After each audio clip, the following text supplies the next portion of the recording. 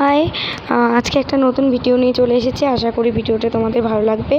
তোমরা আমার প্রোফাইলে যে ভিডিও বা ফটো দেখেছো মা কালীর মায়ের, সেটা হচ্ছে আমাদের বাড়ির সামনের মন্দির, মানে ওটা একটা বারোয়ারি কালী মন্দির, যেটা কিনা আমাদের পুরো পাড়ার একটা আবেগ বলতে পারো, যেটা কিনা বিগত 300 বছর ধরে, আমার যেটা শোনা কথা, 300 বছর ধরে সে পুজোটা হয়। সেই মায়ের মন্দির, মানে মন্দিরটা নতুন করে 3 বছর হয়েছে নির্মাণ হয়েছে, কিন্তু তার আগে একটা বেদিটা ছিল, পুজো হতো।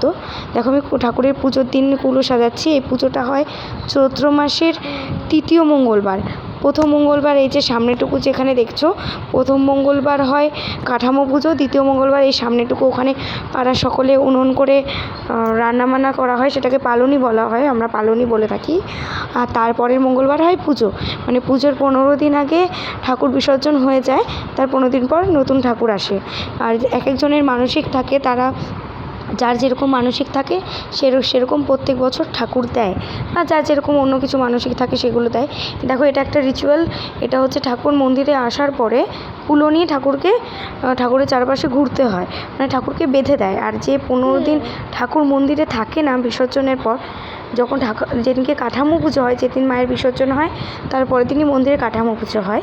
সেই কাঠামো পুজো হয়ে গেলে পাড়ার, মানে ঠাকুরের ওই কাঠামোটা মাথায় নিয়ে সারা পাড়া ঘুরতে হয়।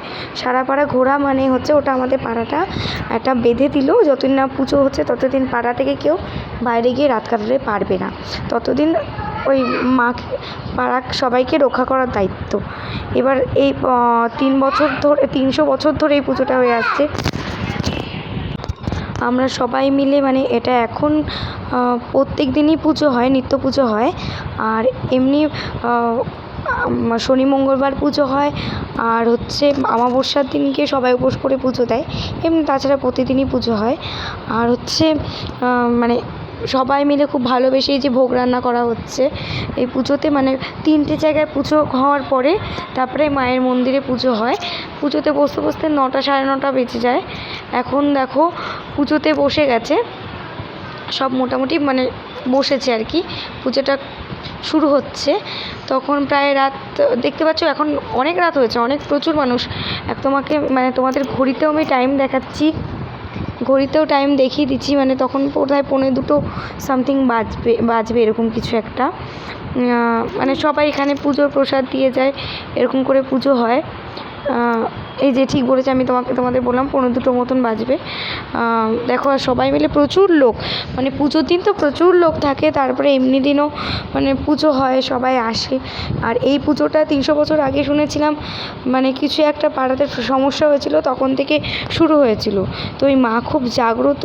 দেখো এখানে যজ্ঞ হচ্ছে, তো মা খুব জাগ্রত, মানে পুজোতে আজ পর্যন্ত যারা যা মানসিক করেছে সব মানসিকই পূরণ হয়েছে। সবাই যা যা মানসিক করেছে সব মাকে দিয়েছে।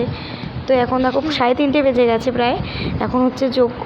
এখনও দেখতে পাচ্ছ কত মানুষ আছে, মানে সবাই এখানে উপোস করেছে। এই যে 108টা প্রদীপ জ্বালানো হচ্ছে। এখানে যা যাবতীয় জিনিস দেখছো সব মানসিকের জিনিস, সবাই মানসিক করে জিনিস দিয়েছে মায়ের মন্দিরে, মাকে ভালোবেসে।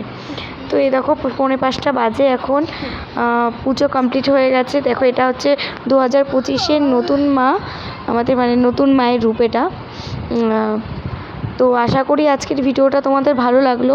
যদি ভিডিওটা ভালো লাগে চ্যানেলটিকে সাবস্ক্রাইব করে দিও, ভিডিওগুলোকে লাইক করে দিও, শেয়ার করে দিও। আর যদি ভিডিওটা ভালো লাগে সামনে অন্য কোনো মায়ের আরও অন্য কোনো ব্যাপার নিয়ে তোমাদের সাথে ভিডিও করব।